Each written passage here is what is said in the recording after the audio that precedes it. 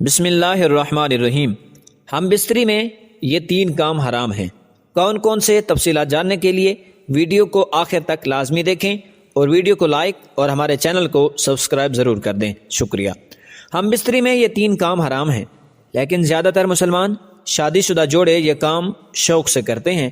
میاں بیوی کا آپس میں ملاپ کرنا، صحبت کرنا یعنی قربت کرنا، اس پر بھی مسائل ہیں، بلکہ ایک حدیث پاک کا مفہوم ہے کہ نبی کریم صلی اللہ علیہ وسلم نے ارشاد فرمایا کہ جو شخص اپنی بیوی کے ساتھ قربت کرے اس پر اسے صدقہ کرنے کا ثواب ہے۔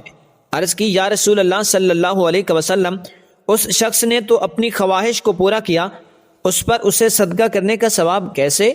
تو ارشاد فرمایا کہ اگر وہ اس خواہش کو پڑوسی کے گھر پورا کرتا۔ پھر عرض کی یا رسول اللہ صلی اللہ علیہ وسلم، یہ تو زنا ہے۔ فرمایا کہ اگر اسی خواہش کو جائز طریقے سے پورا کیا جائے تو ثواب ہے، ناجائز طریقے سے پورا کیا تو پھر گناہ ہے۔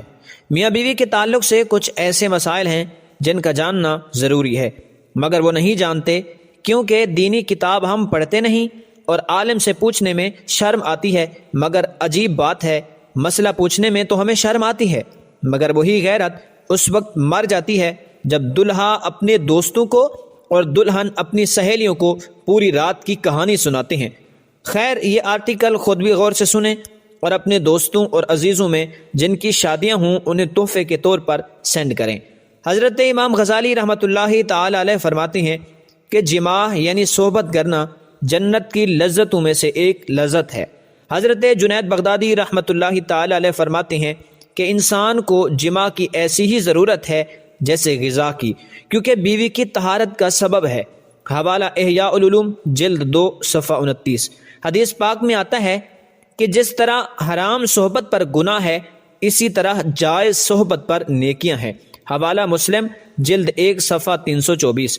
ام المؤمنین سیدہ عائشہ صدیقہ رضی اللہ تعالی عنہا سے مروی ہے کہ حضور صلی اللہ علیہ وسلم ارشاد فرماتے ہیں کہ جب ایک مرد اپنی بیوی کا ہاتھ پکڑتا ہے تو اس کے نامہ اعمال میں ایک نیکی لکھ دی جاتی ہے، اور جب اس کے گلے میں ہاتھ ڈالتا ہے تو 10 نیکیاں لکھ دی جاتی ہیں، اور جب اس سے صحبت کرتا ہے تو دنیا اور ما فیہا سے بہتر ہو جاتا ہے، اور جب غسل جنابت کرتا ہے تو پانی جس جس بال پر گزرتا ہے تو ہر بال کے بدلے ایک نیکی لکھی جاتی ہے، اور ایک گناہ کم ہو جاتا ہے اور ایک درجہ بلند ہو جاتا ہے۔ غنیۃ الطالبین صفحہ 113۔ اور میاں بیوی کے رشتے کے بارے میں علماء یوں بھی بیان فرماتے ہیں کہ اگر میاں بیوی آپس میں محبت کرتے ہیں تو ان کا یہ محبت کرنا انہیں اس محبت کرنے پر نفل عبادت جتنا ثواب ملتا ہے۔ اس کی وجہ یہ ہے کہ جب میاں بیوی آپس میں محبت کریں گے تو ان کی آپس میں محبت بڑھے گی، اور جب محبت زیادہ ہو جائے گی تو پھر زنا کے دروازے بند ہو جائیں گے، لیکن اگر محبت نہ ہو، اتفاق نہ ہو تو زنا کے دروازے کھلیں گے۔ تو اس لیے میاں بیوی کا آپس میں محبت کرنا اس لیے نفل عبادت کا ثواب ملتا ہے۔ اب میں جو عرض کرنا چاہ رہا ہوں کہ جس عمل پر ثواب مل رہا ہے، یعنی میاں بیوی کا آپس میں محبت کرنا، انہیں ثواب ملتا ہے تب اگر اسے شریعت کے دائرے میں رہتے ہوئے کریں گے، لیکن اگر اس کے دوران یہ 3 غلطیاں کرتے ہیں تو پھر آپ گناہ گار ہو جائیں گے۔ وہ 3 غلطیاں کون سی ہیں؟ 3 ایسی غلطیاں قربت کے وقت اگر کی جائیں، وہ ایسی غلطیاں ہیں جو کہ گناہ کبیرہ ہیں۔ نمبر 1 پر آتی ہے کہ قربت کے دوران شوہر کا بیوی کے پخانے والی جگہ سے دخول کرنا، یہ کبیرہ گناہ ہے، اس سے بچنا چاہیے۔ یہ بہت بڑا گناہ ہے اور حرام ہے، بلکہ جو فطری راستہ ہے اسی کو استعمال کرنا چاہیے، غیر فطری راستے سے بچنا چاہیے۔ نبی کریم صلی اللہ علیہ وسلم نے فرمایا ایسے شخص پر لعنت ہو جو ایسا کام کرے۔ نمبر 2 پر ہے اورل سیکس، یہ کبیرہ گناہ ہے۔